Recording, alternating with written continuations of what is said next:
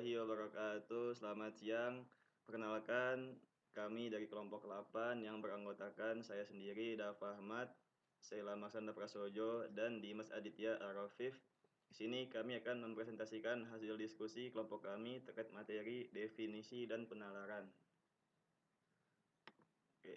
Apa itu definisi? Definisi merupakan suatu batasan atau arti, bisa juga dimaknai kata, frasa, atau kalimat yang mengungkapkan makna, keterangan, atau ciri utama dari orang, benda, proses, atau aktivitas. Selanjutnya, apa itu penalaran? Penalaran adalah rangkaian kegiatan berkapasitas secara sadar menerapkan logika untuk mencapai suatu kesimpulan dari satu atau lebih keputusan atau pendapat yang telah diketahui sehingga dapat mengambil keputusan. Silogisme kategoris.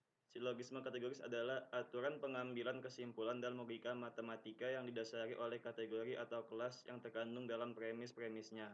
Silogisme kategoris adalah argumen yang terdiri dari 3 proporsi kategoris atau 2 premis dan 1 kesimpulan, yang di dalamnya terdapat 3 kategori yang masing-masing muncul sebanyak 2 kali. Selanjutnya, tentang arti dan contoh dari silogisme kategoris akan dijelaskan oleh rekan saya yang bernama Sheila Marsanda Prasojo. Artinya, dalam ketiga kalimat, terdapat 3 kategori kelas, spesies, jenis, ataupun golongan yang muncul. Silogisme kategoris memiliki kesimpulan yang menyatakan sesuatu adalah anggota atau bukan anggota dari suatu kategori. Contoh silogisme kategori. Untuk lebih memahami tentang silogisme kategori, berikut adalah beberapa contoh silogisme kategori. Contoh, premis mayor. Semua kota di Laos tidak memiliki pantai. Premis minor, kota Tacloban memiliki pantai yang luas. Kesimpulan, kota Tacloban bukan kota di Laos. Proposisi majemuk adalah proposisi yang mengandung lebih dari satu pernyataan yang terlihat pula lewat subjek atau predikat yang berjumlah lebih dari satu. Contoh, Budi adalah orang yang bijaksana dan rajin. Budi adalah orang yang bijaksana, Budi adalah orang yang rajin. Silogisme majemuk. Pada prinsip silogisme, yaitu S dan P dipersatukan atas dasar M. Pada silogisme majemuk, menggunakan lebih dari satu M. Dengan kata lain, silogisme diperluas menjadi suatu rangkaian dengan memakai lebih dari satu M. Contoh, orang yang tidak mengendalikan keinginannya akan menginginkan 1001 barang.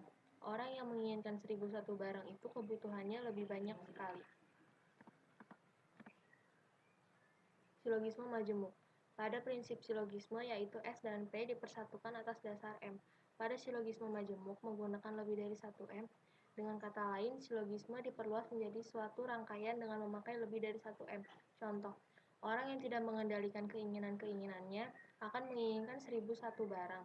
Orang yang menginginkan 1001 barang itu kebutuhannya banyak sekali. Orang yang banyak sekali kebutuhannya itu tidak tentram hatinya. Jadi, orang yang tidak mengendalikan keinginannya itu hatinya tidak akan tentram. Selanjutnya, dilema atau dalam bahasa Inggris dilema adalah istilah umum yang merujuk kepada suatu kondisi yang menyulitkan, yaitu munculnya sebuah masalah yang menawarkan dua kemungkinan, di mana keduanya sama-sama sulit untuk diterima. Dalam pengertian lain, dilema juga dapat dimaknai sebagai situasi sulit yang mengharuskan orang menentukan pilihan antara dua kemungkinan yang sama-sama tidak menyenangkan atau tidak menguntungkan. Situasi yang sulit dan membingungkan. Dilema dapat terjadi dalam semua aspek kehidupan manusia, misalnya asmara, keluarga, persahabatan, minat, dan lain-lain, yang semuanya menyebabkan seseorang sulit mengambil keputusan. Selanjutnya, sesat pikir. Sesat pikir adalah proses penalaran atau argumentasi yang sebenarnya tidak logis, salah arah, dan menyesatkan disebabkan karena pemaksaan prinsip-prinsip logika tanpa memperhatikan relevansi. Sesat pikir terjadi karena kekeliruan menalar atau berargumen dan keyakinan yang salah walau kurang data. Berikut penulis uraikan beberapa contoh dalam sesat pikir. Contohnya yaitu saat sesat pikir karena tidak cukup data. Usaha ini adalah seorang anggota Dewan Perwakilan Rakyat atau DPR di Kabupaten Bener Meriah sejak tahun 2014. Gaji seorang anggota DPR adalah 5 juta per bulan. Pada tahun 2015, usaha ini telah memilih rumah mewah dengan nilai harga 200 juta. Kesimpulannya, usaha ini adalah seorang koruptor. Sekian dari kelompok kami. Kurang lebihnya mohon maaf. Jika ada yang ingin ditanyakan, tanya aja di grup. Wassalamualaikum warahmatullahi wabarakatuh.